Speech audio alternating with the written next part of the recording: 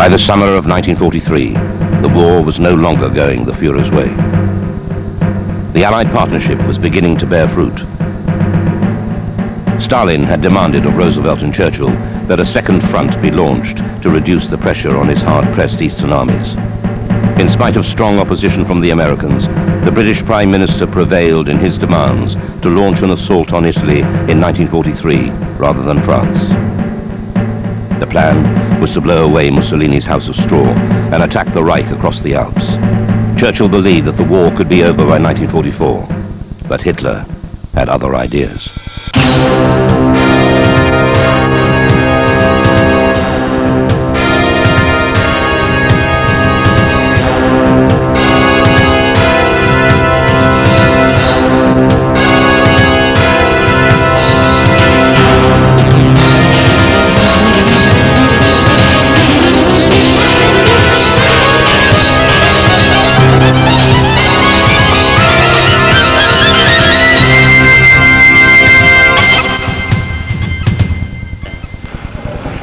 Hitler's insistence on pouring men into Tunisia enabled the Axis bridgehead to survive another 6 months in North Africa.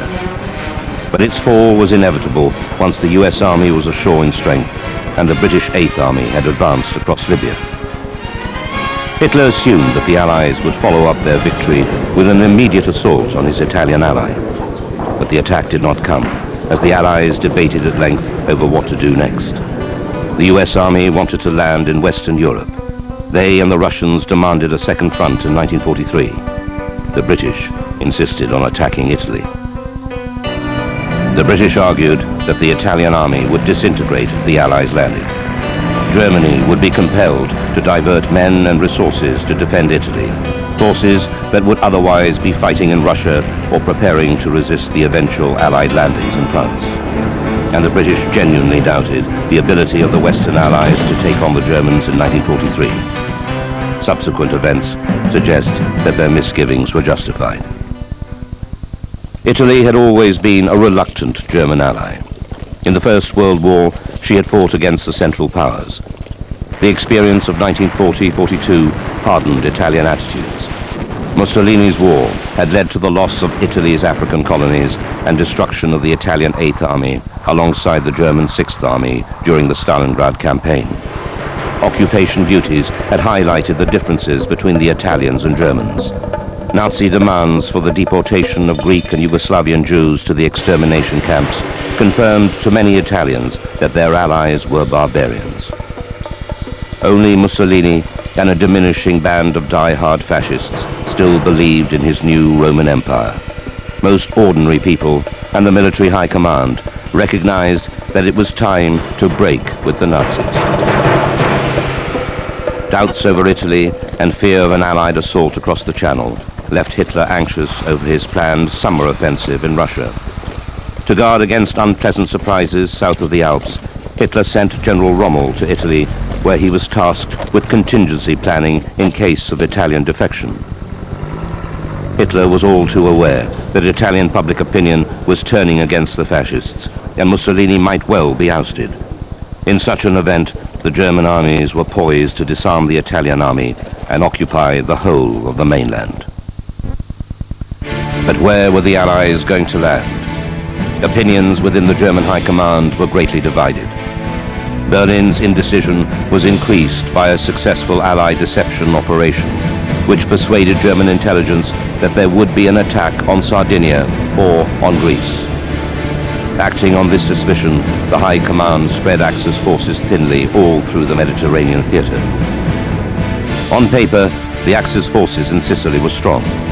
The Italian Sixth Army could field 230,000 men and 1,500 guns. But the units were not motorized, and the difficult terrain and poor roads would hinder attempts by the defenders to concentrate their forces against any Allied thrust. However, the Italians were supported by two crack German formations, the Hermann Göring Division and the 15th Panzergrenadier Division. Hitler was confident of success.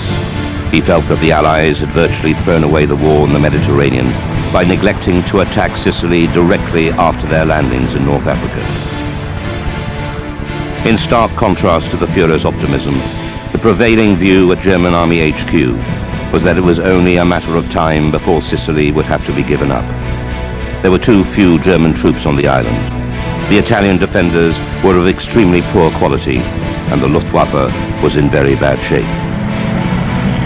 After the disaster in North Africa, the German Air Force retreated to lick its wounds and prepared for the next onslaught. Field Marshal Albert Kesselring did what he could in the time available. The Mediterranean theater had been far too large for a single air fleet to cover, so he reorganized the structure of his forces. Luftwaffe command was now split between the eastern and western Mediterranean. Ineffective command personnel were moved aside, and fighter ace Adolf Galland was sent on an extended morale-raising tour. But command changes could not disguise a lack of aircraft and trained air crews. In the weeks prior to the invasion of Sicily, Allied air power was dominant. Bombers backed by overwhelming fighter cover raided German airfields and military installations by day and night. The bombing was so effective that most of the Luftwaffe's strength had been moved to Foggia, out of bomber range. The Allied air offensive had also ruptured communications with the mainland, and the authorities were having considerable problems feeding the civilian population. By the 19th of July, the Germans had only 25 aircraft on Sicily, which had to face an Allied force over 4,000 strong. On the 10th of July 1943, British and American forces invaded. The US 7th Army under General George S. Patton attacked through the west of Sicily. The British 8th Army under General Bernard Montgomery was to drive up the east coast. It was the largest amphibious operation of the war to date. Over 160,000 men, 14,000 vehicles, 600 tanks, and 1,800 guns were landed from 2,500 ships. A massive airborne assault, which preceded the landings, suffered grievous losses. A combination of strong headwinds and inexperienced tow pilots led to premature glider launches. Many of the powerless craft and their occupants crashed into the sea miles short of land. Resistance to the landings was mixed. Some Italian formations fought hard, but others melted away. The Germans, however, fought with exemplary professionalism. Divided into small Kampfgruppen, battle groups, German rearguards tenaciously held up vastly larger forces. Sharp counterattacks won local victories that kept the Allies off balance. German reinforcements also arrived, including the elite 1st Fallschirmjäger Division and the 29th Panzergrenadier Division. While Montgomery's 8th Army made slow progress up the eastern side of the island, the dynamic General Patton was sent on a roundabout route to the north coast. The only thruster of the campaign, he took grave risks, suffered one shock defeat, but once past Palermo, he turned eastwards and raced towards Messina. Clearly, Sicily was lost, and Hitler conceded that only a timely withdrawal would avoid a second Tunisia debacle. Stubborn defensive fighting held the Allies back until the beginning of August, when Kesselring ordered the evacuation to begin. On the 11th of August, every available vessel was employed to ferry the remaining defenders to the mainland. Despite ample warnings of German intentions, the Allies failed to intervene. 40,000 German troops and their equipment got clean away. Some 60,000 Italian troops were also returned to the mainland, but their role in the war was almost over.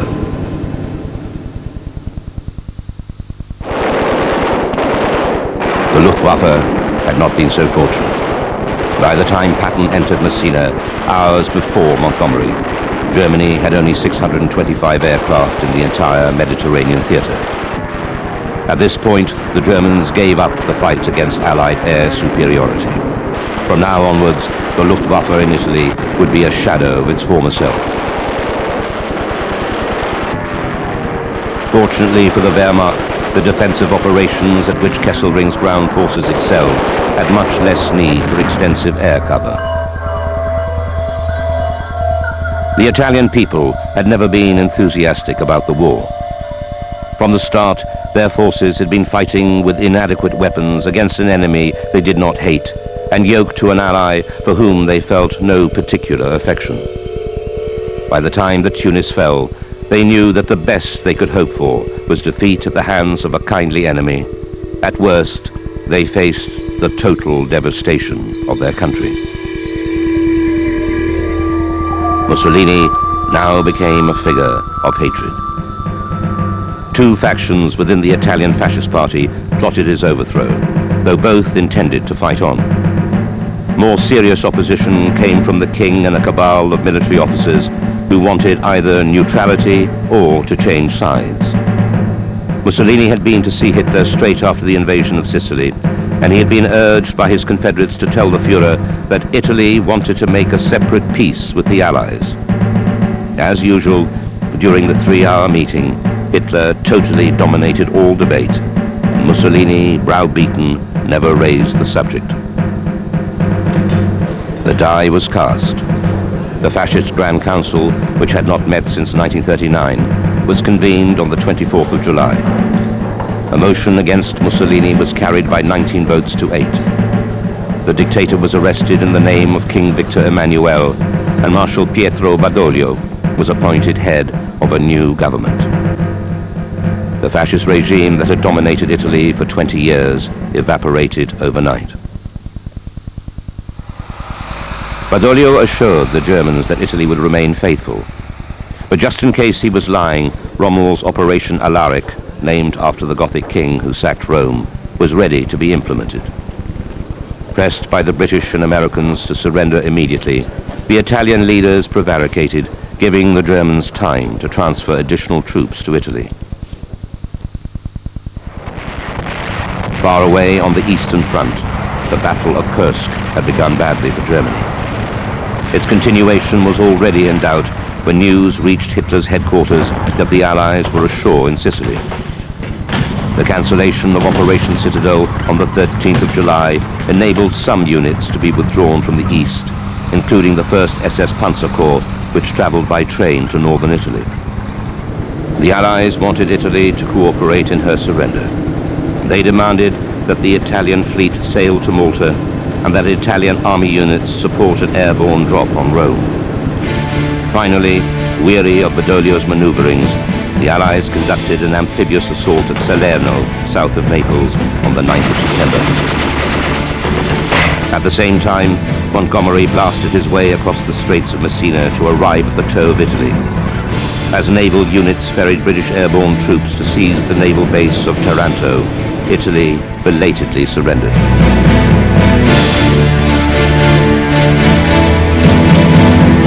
The Italian fleet sailed to join the Allies, but was attacked at sea by German bombers equipped with the HS-293 glider bomb and the FX-1400 Fritz standoff bomb. These were the first air-to-surface guided missiles to be used in combat, and the battleship Roma was sunk with heavy loss of life.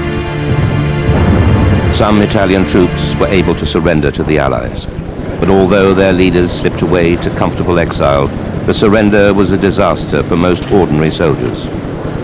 Across Italy, the Balkans, and Greece, German garrisons turned on their erstwhile allies. Italian units were disarmed and hauled off to Germany for use as slave labor. In some cases, as depicted by the novel Captain Corelli's Mandolin, they were massacred. Mussolini's captivity did not last long. He had been shuttled about by his captors, finally coming to rest high in the Apennines. Although his jailers assumed that escape from such a remote mountain resort was impossible, his location became an open secret.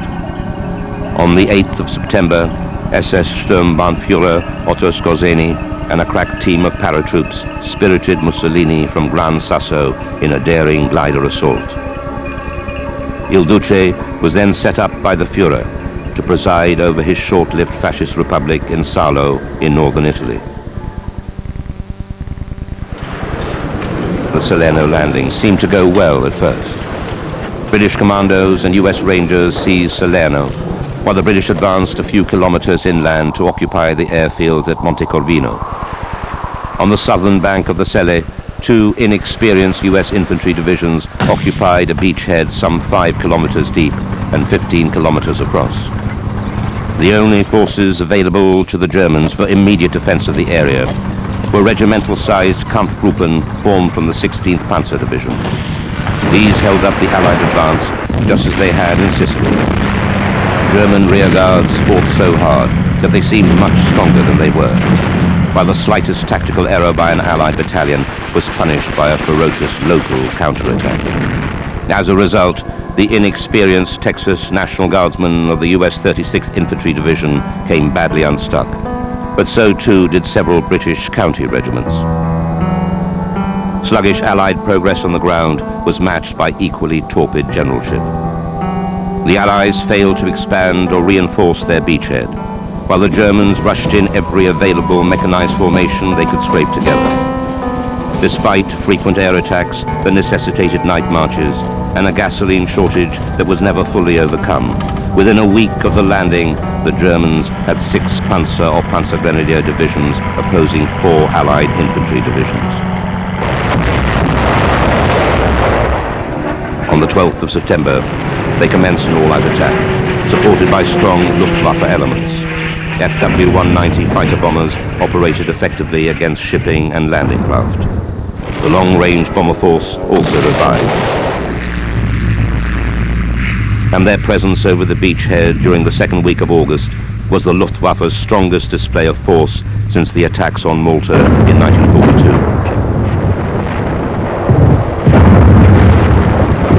Richthoff's orders from Hitler via Kesselring were to eliminate the beachhead. Had the powerful SS Leibstandarte division been sent south, as Kesselring requested, the Germans might very well have succeeded. As it was, the Germans came close.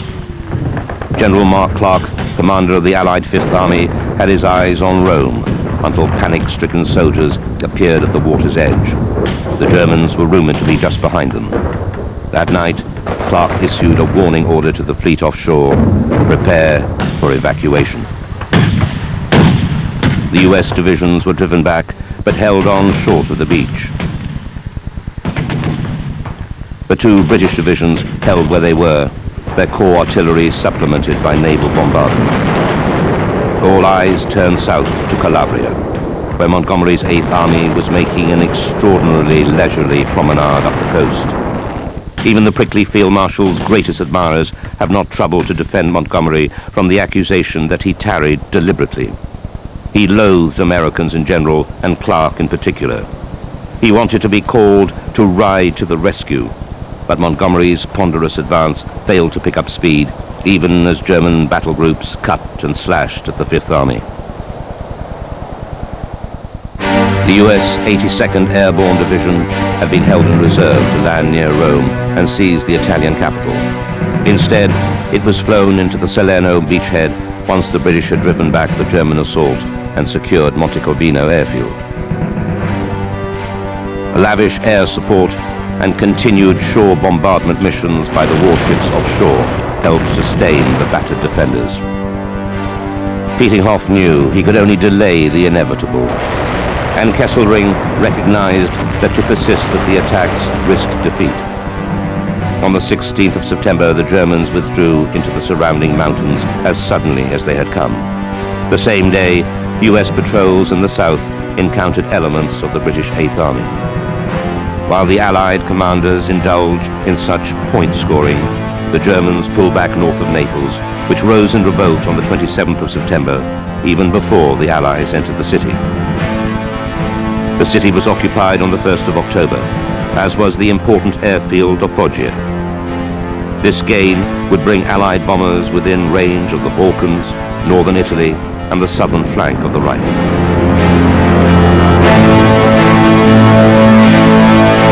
However, the prospect of taking Rome before winter had disappeared.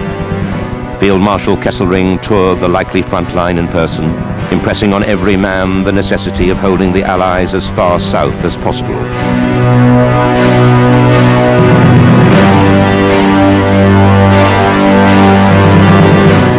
The terrain lent itself to defense, with towering mountain ranges dominating narrow valleys. The Germans demonstrated time and again the ease with which narrow mountain passes could be defended. On one occasion, 3 divisions of the Fifth Army were pitched against a bottleneck that was held by 3 battalions. The Allies were unable to overcome their weaker opponents, who retired in good order. Demolition of roads and bridges were painstakingly carried out as Kesselring's troops withdrew to the Volturno. They reached it by the 16th of October and then made another fighting withdrawal 15 miles further north. The time purchased by these rearguard actions allowed Kesselring to prepare his main defenses.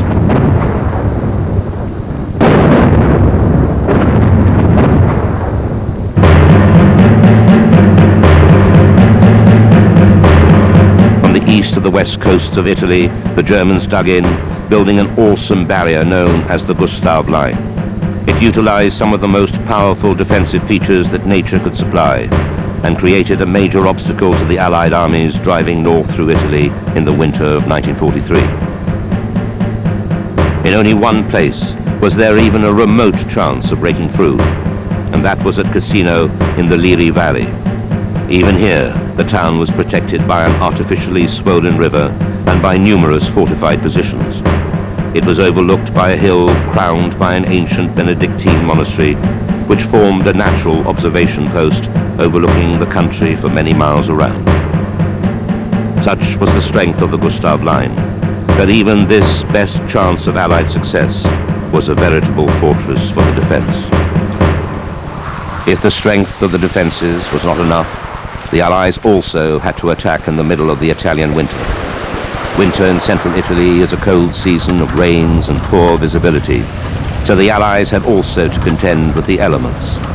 Additionally, they were hampered by a long supply line. It extended across a large number of temporary river crossings over which supplies had to be moved on improvised bridging. The Italian campaign was as much an engineer's war as it was an infantryman's. The Gustav Line was held by a variety of formations, including 2 panzer divisions. Their powerful tanks could do little to influence the fighting directly. The terrain was just as hostile to them as it was to the Allies, so they were frequently used as pillboxes, often placed in strong buildings to provide added protection. The Germans also used a new ploy in the form of simplified Panther tank turrets set into steel boxes which were dug into specially chosen defensive positions. The Allies soon learned that making headway would be difficult where either of these types of obstacle was situated.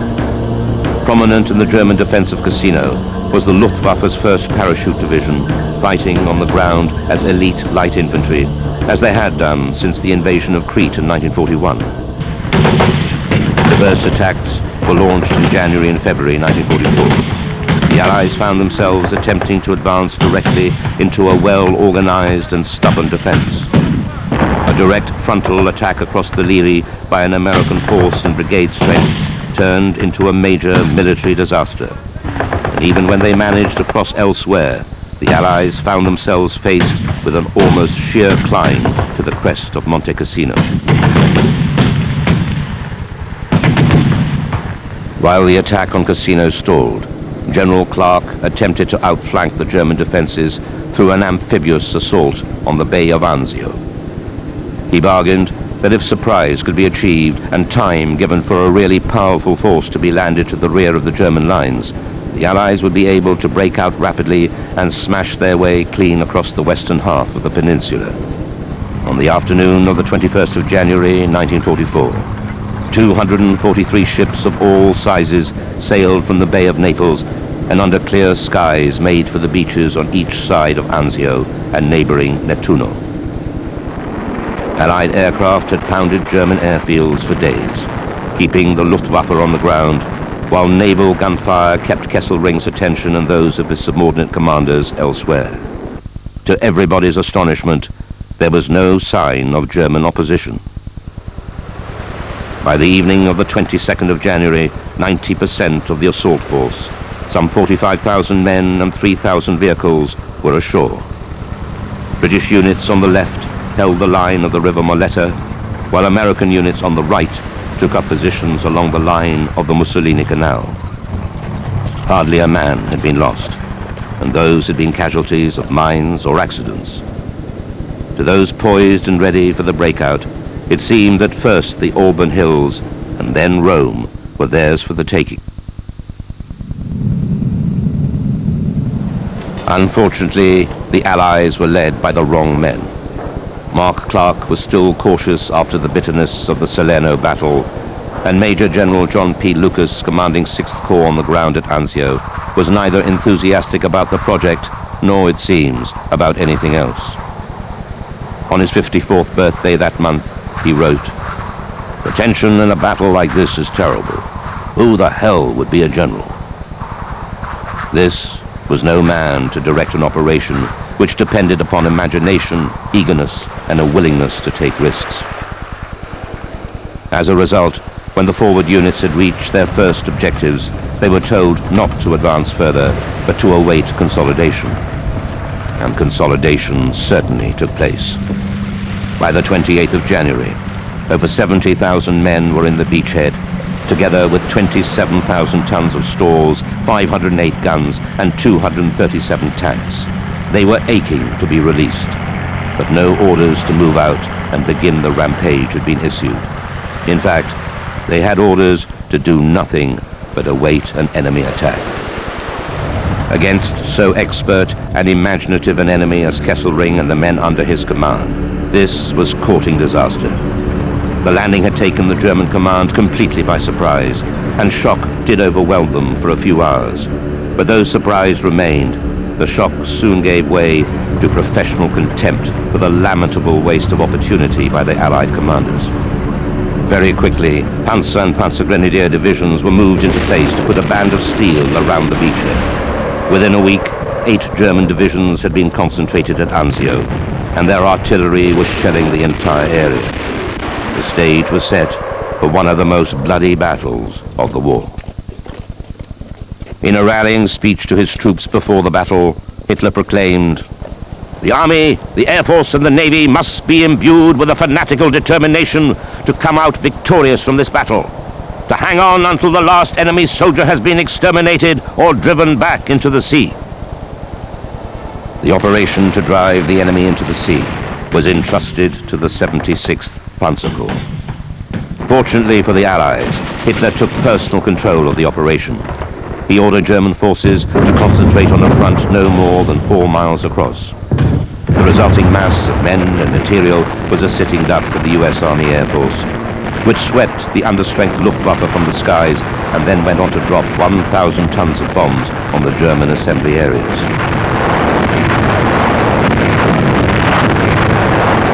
The attack started on the 16th of February, and it became clear that what the Allied commanders lacked in offensive spirit, they more than made up for in their determination to remain where they were. Fierce battles of thrust and counter-thrust were fought.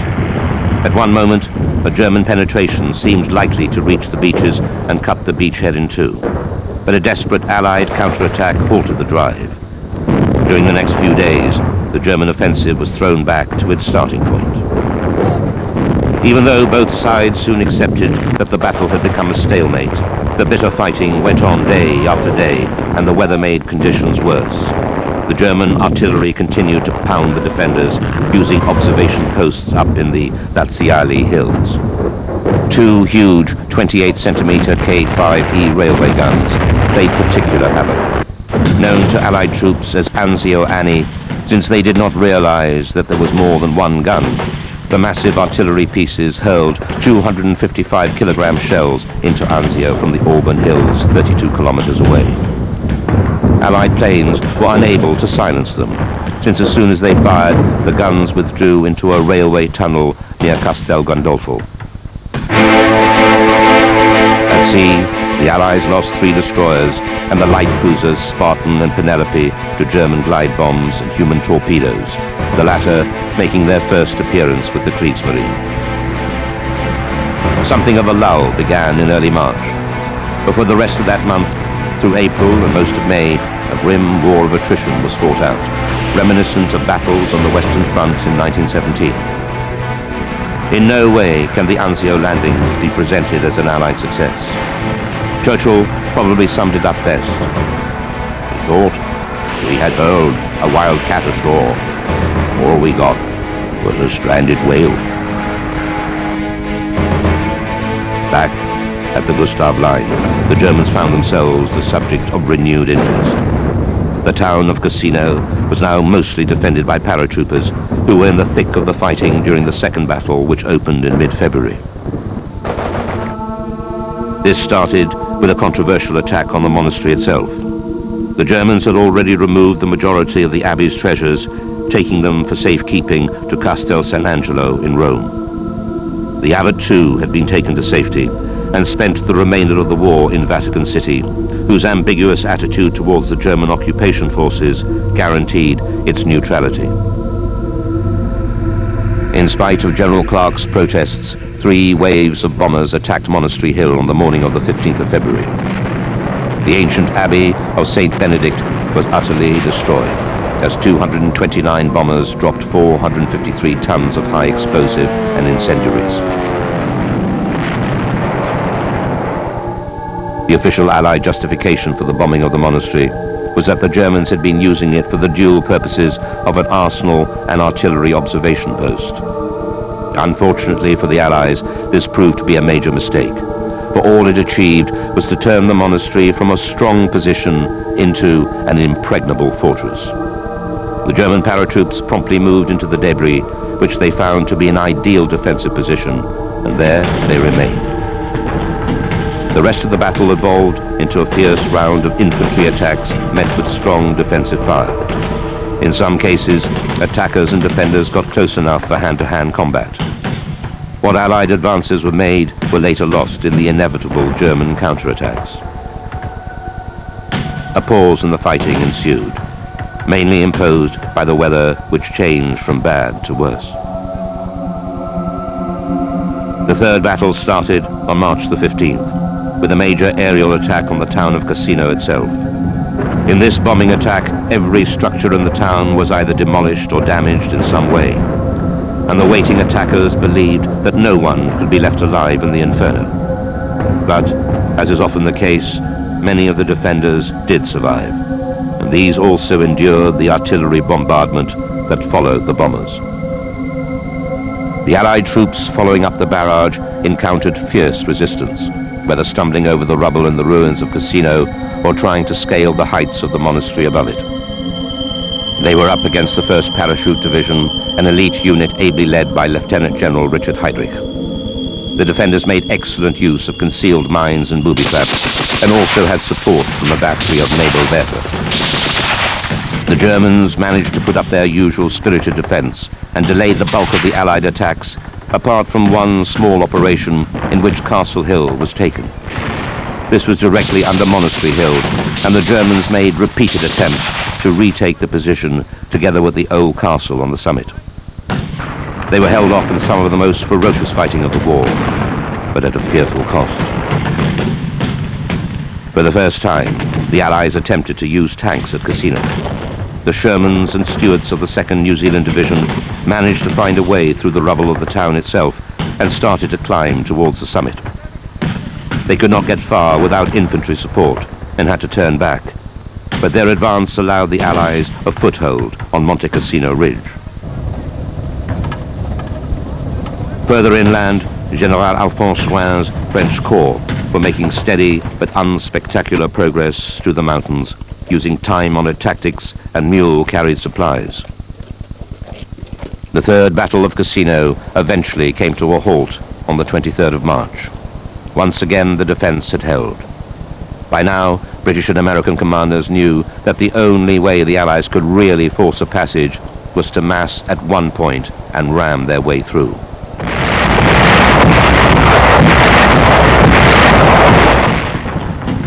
For the fourth Battle of Cassino, the Allies did just that.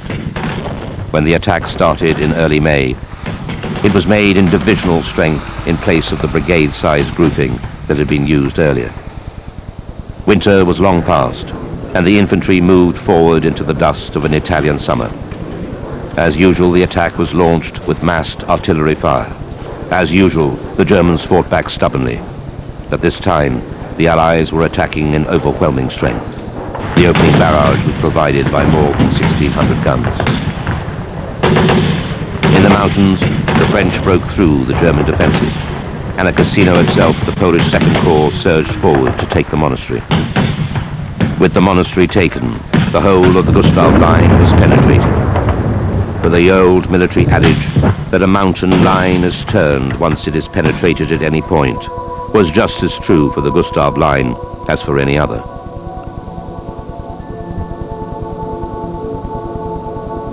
With the Cassino Ridge in Allied hands, the way ahead was cleared.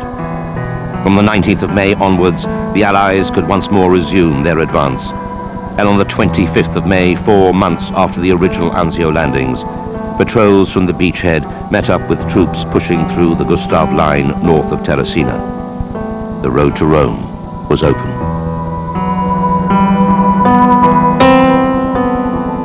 Kesselring withdrew his units to the next natural defensive line and declared Rome to be an open city. American units entered on the 4th of June. It was the first Axis capital to fall to the Allies. When the Allies launched their invasion in September 1943, they had planned for a lightning dash up the boot of Italy and to break into the open plains of Lombardy before winter. The genius of defensive warfare, Albert Kesselring, had made the Allies pay a very high price for every yard of territory. Behind them, the Allies left a bloody trail stretching from the beaches of Salerno to the mountains of Cassino. In that town alone, they had suffered over 50,000 casualties. But the Italian theater was now about to take second billing. Just 2 days after the fall of Rome, the Allies stormed the Atlantic Wall in Normandy.